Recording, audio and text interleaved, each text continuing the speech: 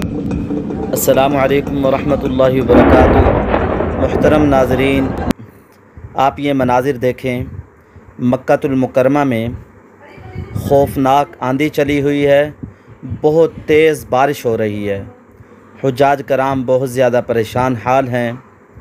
हम इनके लिए दुआ करें, अल्लाह ताला इनको इस मुसीबत से निजात दिलाए।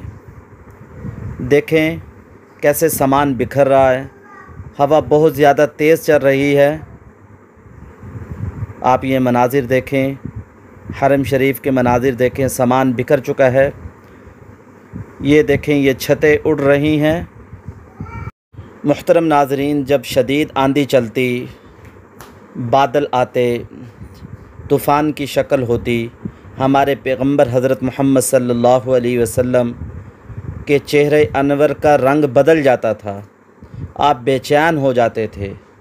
आप सल्लल्लाहु अलैहि वसल्लम जो अमल करते थे, हम भी वो अमल करें। नमाज का एहतिमाम, ज़िक्रुल्लाह का एहतिमाम, अल्लाह की तरफ मुतवज्जे हों। अल्लाह ही मुसीबतों को लाते हैं और अल्लाह ही मुसीबतों को दूर करते हैं। नाज़रीन देखें, ये मनाज़िर, बहुत तेज़ हवा चल रही है और शिद्दत से बारिश हो रही है। बहुत तेज़ बारिश हो रही है और बादल गरज रहे हैं।